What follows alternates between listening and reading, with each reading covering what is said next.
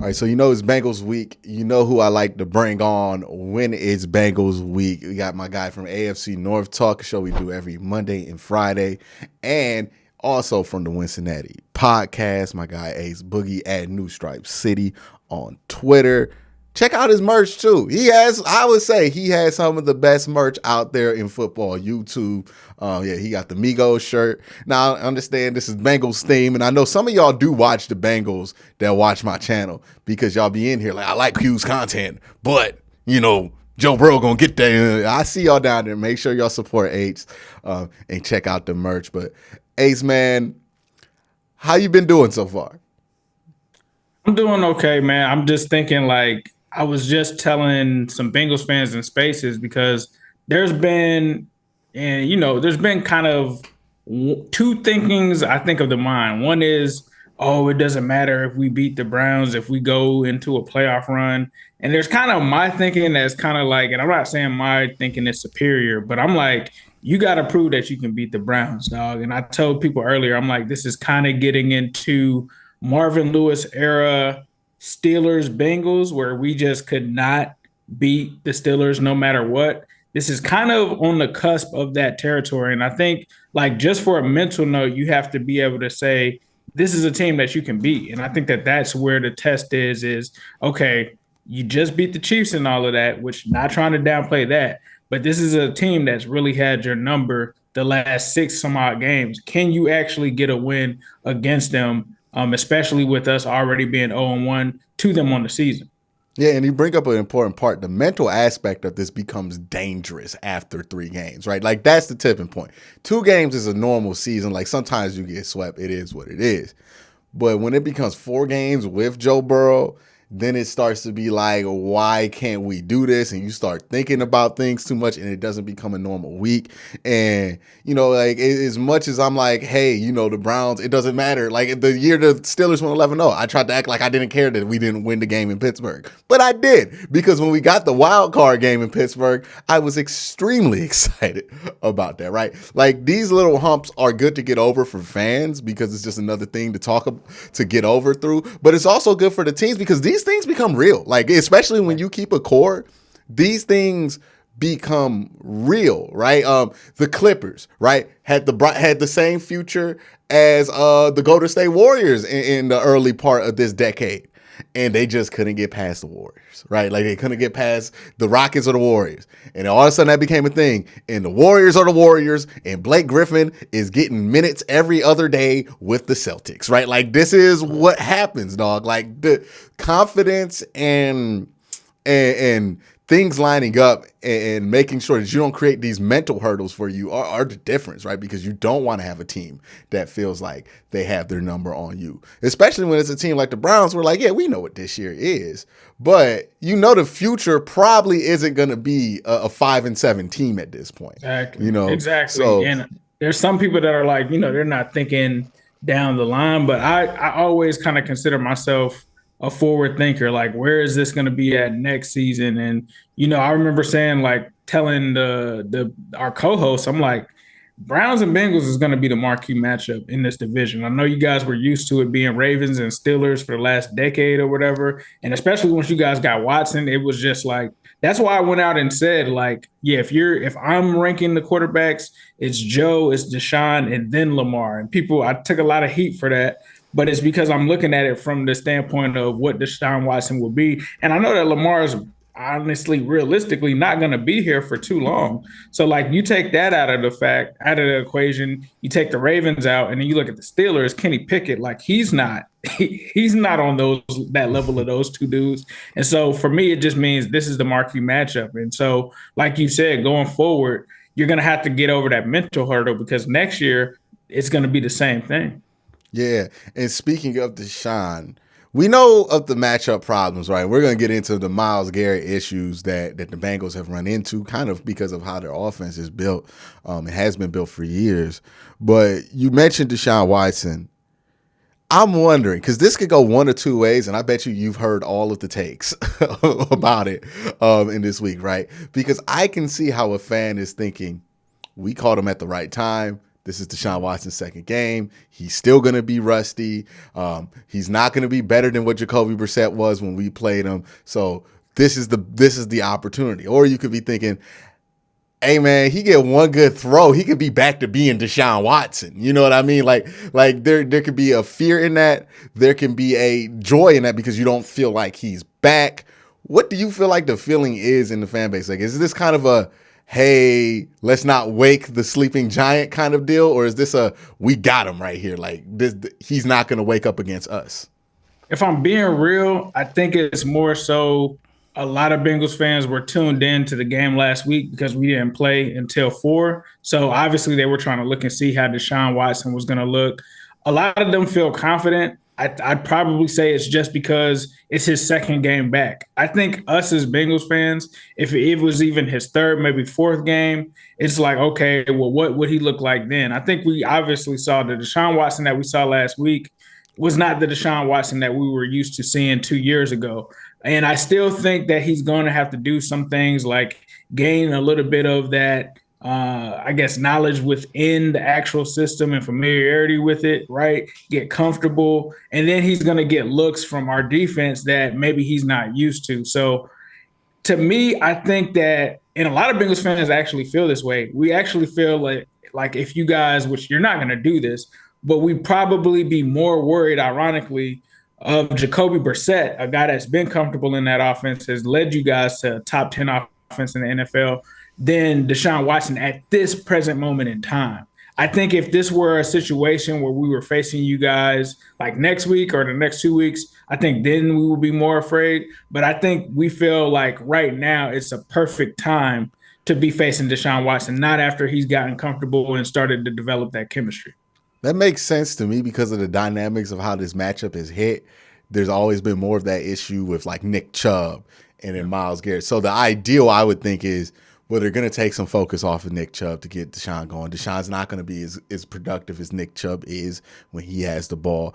And then you're also thinking he might be more prone to make a turnover because he's rusty than somebody who's been playing, like than Jacoby, who's been comfortable in the offense. So I can see where that could be seen as a benefit.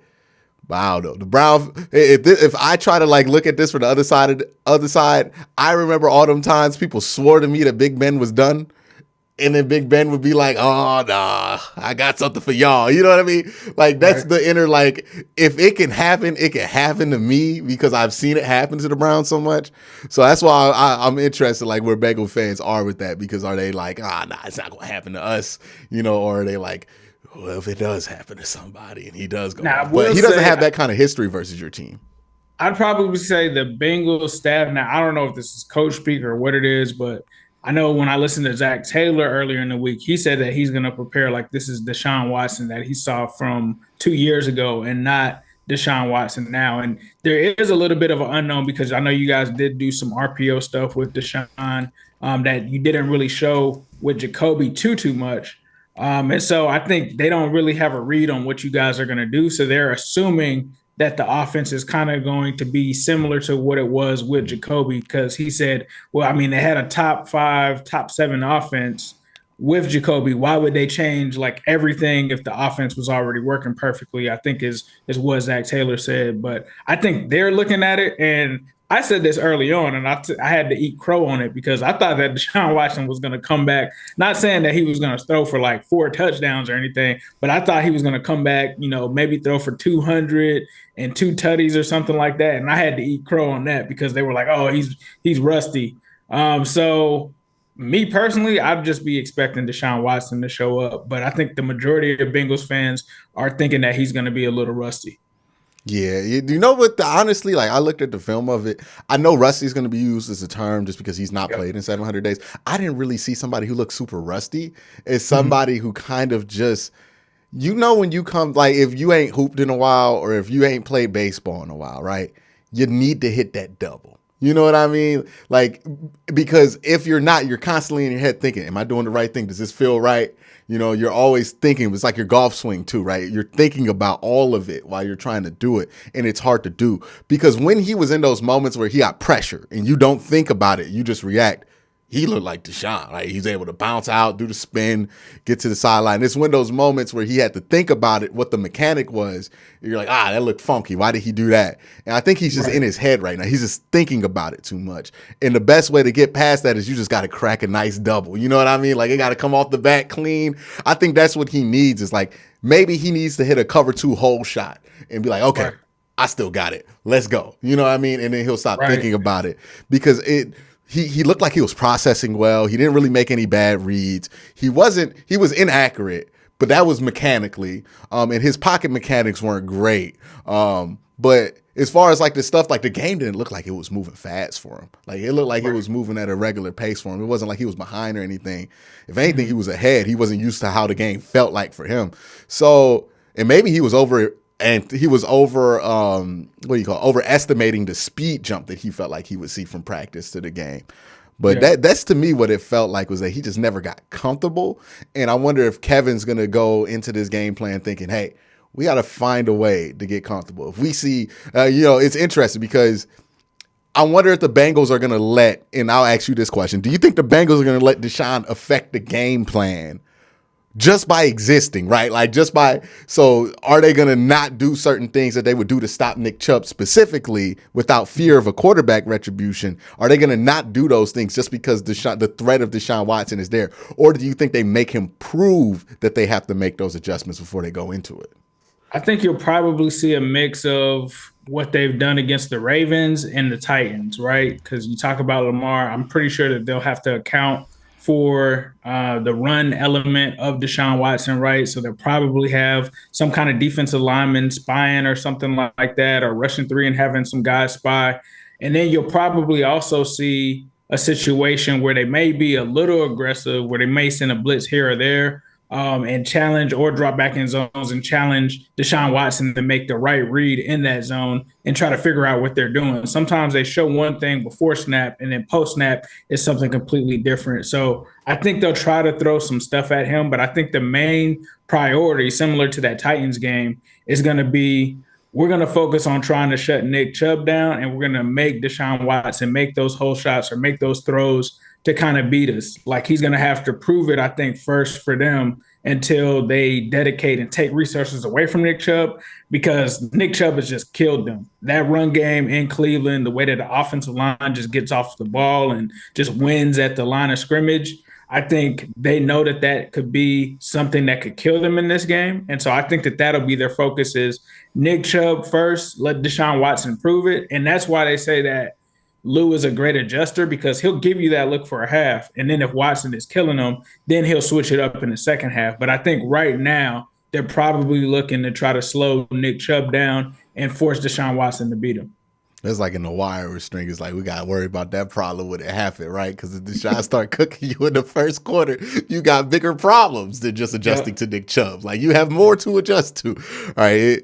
But let's flip to the defensive side of the ball where there is a known problem, right? And I've made this kind of clear over the last year. Like we've made the whole Baker Mayfield Cincinnati thing, but the fact is that Jacoby Brissett has lost games to Cincinnati when he was not on the Browns on a team with Myles Garrett. He has won a game against Cincinnati when he was with Myles Garrett. Baker Mayfield, pretty good record. He's undefeated versus the Bengals, actually, when Myles Garrett is out there with him. When Myles Garrett is not out there with him, he's 0-2. Right? Like he has never beaten the Bengals without Myles Garrett, which is a split that should have been out there earlier. But, we was too busy making sure that Baker Mayfield felt like he was a franchise quarterback. But Myles Garrett's always been a problem is my main point, right? When it comes to the Bengals, it's that matchup because it doesn't really exist with the Steelers because now they got La'el Collins on the other side. So like TJ Watt, he's normally dealing with La'el. La'el's a little bit more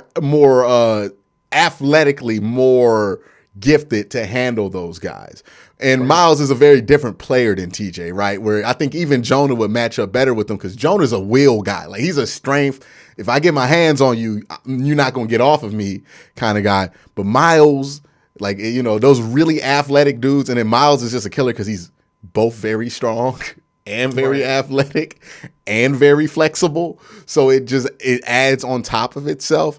So knowing that issue that the Bengals have is that specific matchup, How much of this offense do you think they're willing to change? Because the main attack of it is that we can spread you out and put 5 options out there and overpower you numbers wise in your secondary to get one of our really good receivers open, get them ability to get the ball in their hands to make a play.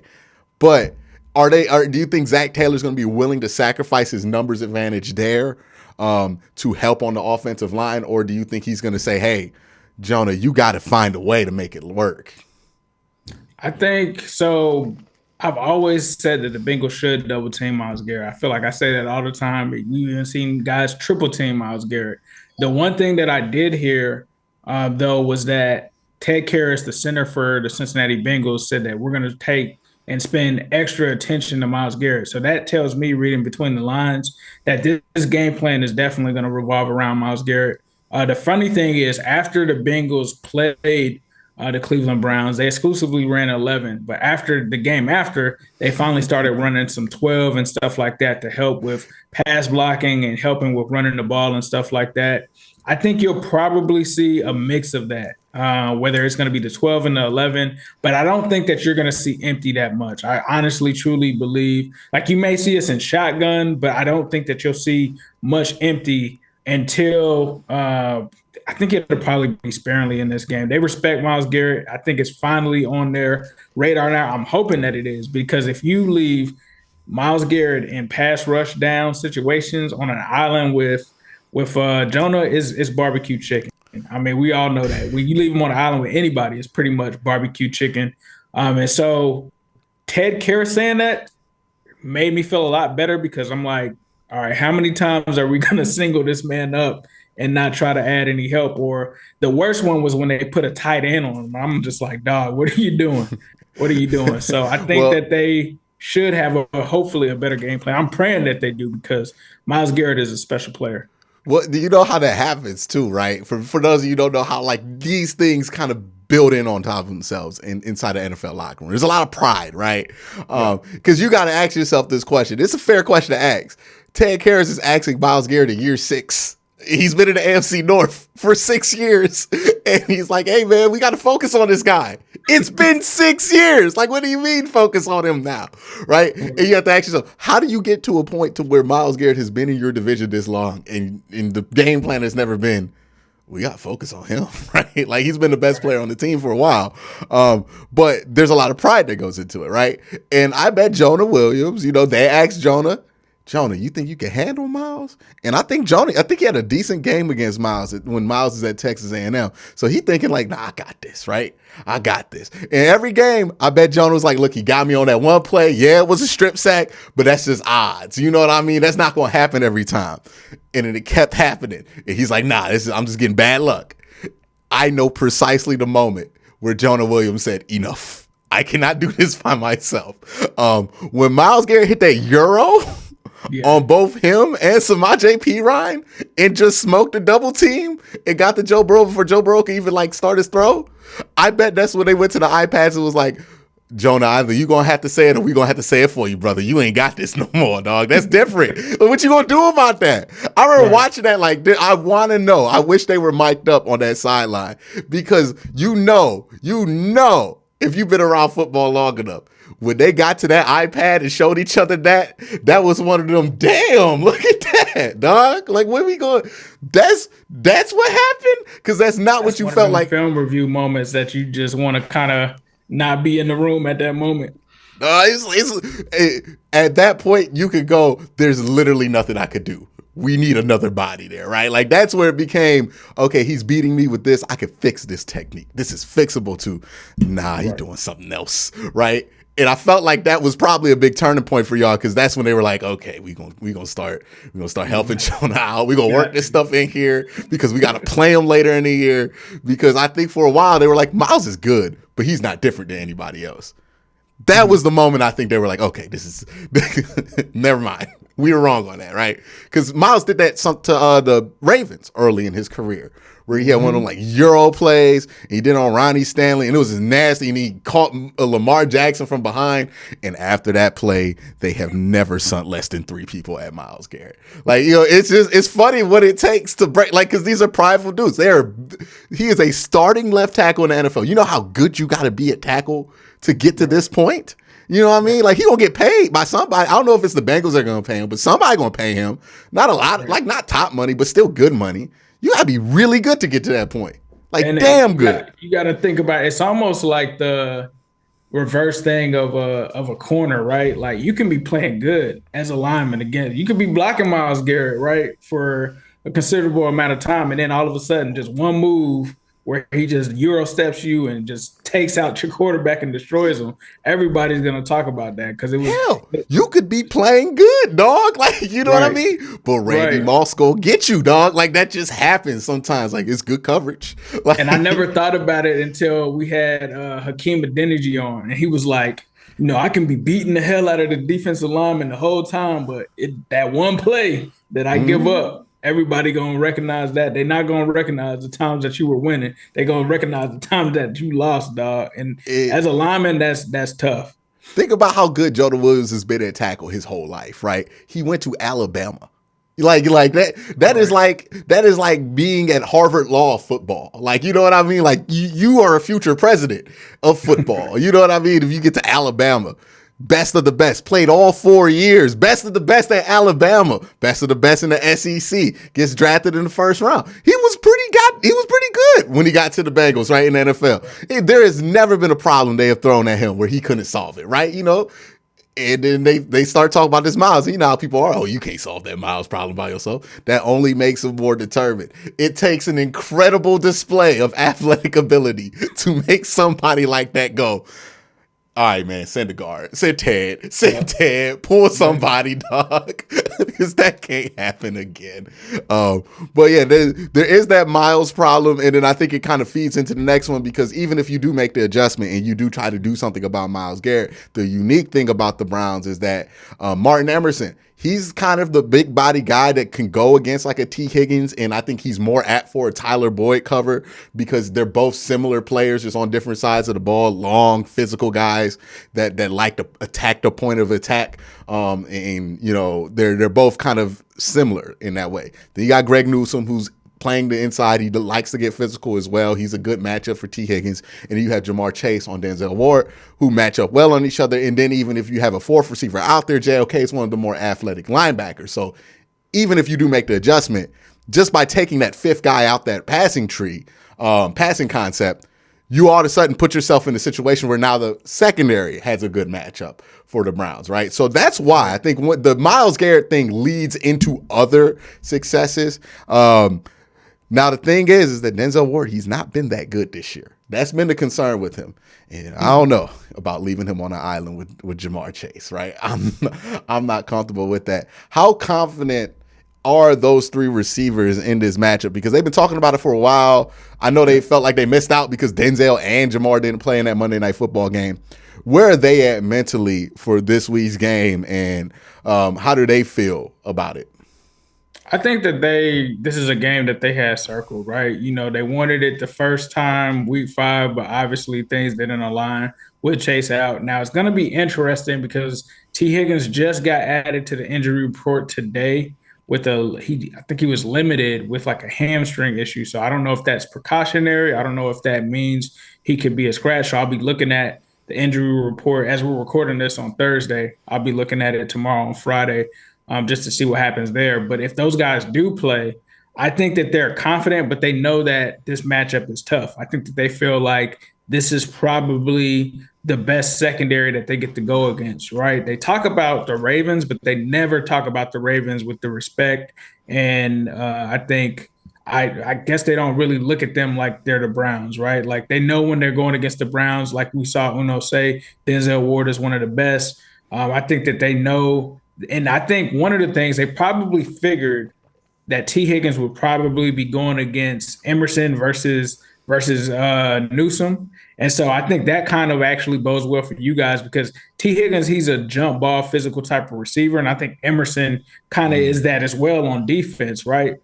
So it is a matchup that I think both sides are going to be both confident in. So I think that they are well aware of what these guys can do. I think the biggest thing, though, is these are three guys that want the smoke, it's onside and all of that. But are they willing to let this offense be one that runs the ball in a split on this? That's what I'm not sure. Like they didn't do it last time. And I feel like if you do pass against this secondary, you are going to give them opportunities because these are some good corners. I think Uno, this is one from what I've heard that he wants really bad.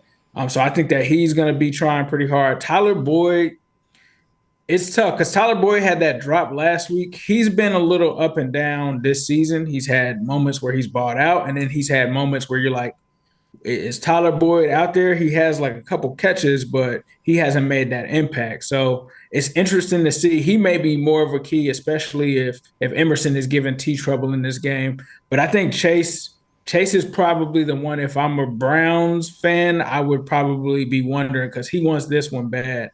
But I don't think it's a situation where they just feel like they're going to do to the Browns what they did to the Ravens last year when all of those guys went off and had the Migos game. So I think that they know that this is a tough matchup, but I think they know that the Browns have gotten the best of them the last couple of times, and they want to try to see if they can even this fight against the Browns.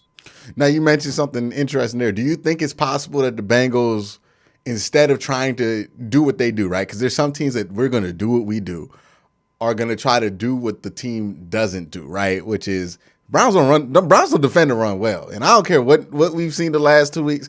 I don't think that's changed, right? I don't think the fundamental issues that existed have really changed that much for the Browns run defense. Do you think this is a week where they're like, hey, look, I understand T. Higgins, like, oh, y'all want the ball this week. Y'all want to prove a point. But we might have to get this thing to Samaje. Like, you know what I mean? We might have to run this thing like 20 times if we get the opportunity and put it in our matchups' hands because you feel good about the interior offensive line. And that's where the Browns really struggle on the run defense side is that those interior positions. And they just lost I think they're down to their fourth mic of the year because it started with Anthony Walker. He went down and went to Jacob Phillips. He went down. And Sione Takitaki, he went down. Now it's Deion Jones.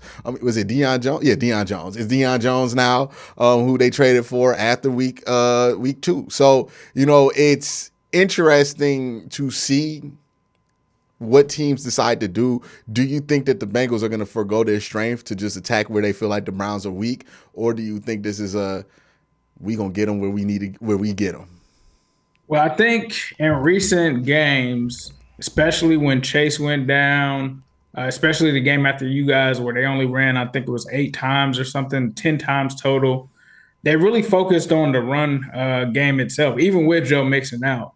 That became something that they really started to dive into.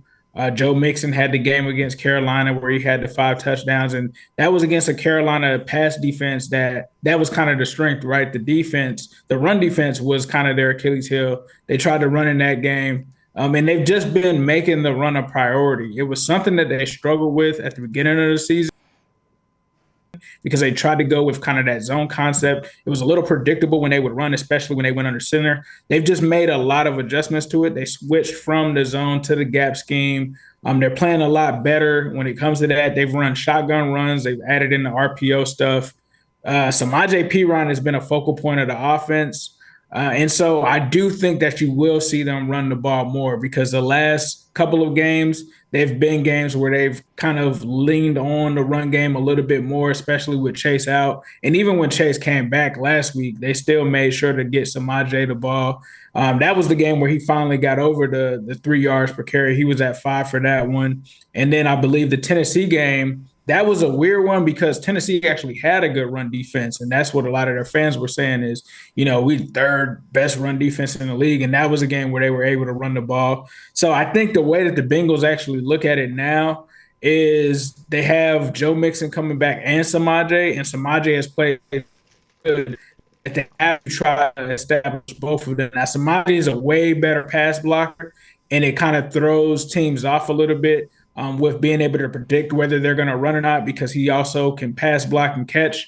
But when Joe Mixon's on the field, it almost kind of seems like it could be a giveaway where they might be running the ball. But I think you'll see a heavy dosage of those two guys. Like last week, I think you'll see similar to what you saw last week, which is against the Chiefs, they had 30 runs and I think 30 passes. So I think you'll see something similar to that from them, depending on what the defense gives them and what it dictates and how you guys play them. Is I think how you'll see that go.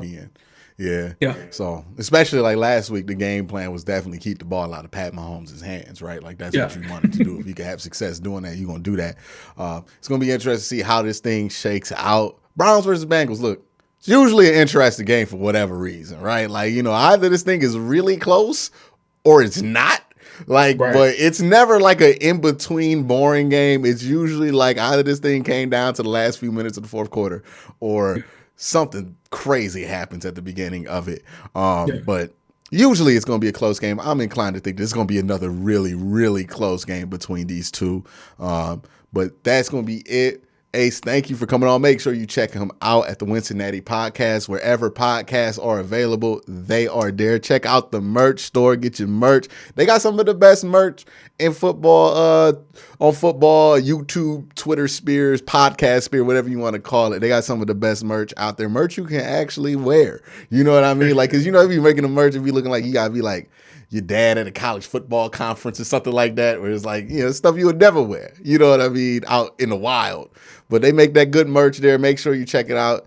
If you're just a fan of Jamar Chase and them, you can get it. Also, if you are also a closeted Bengal fan or an actual Bengal fan, because y'all be watching this too, make sure you check it out here. I want to thank Ace for coming on. You guys have a great day. Have a good night.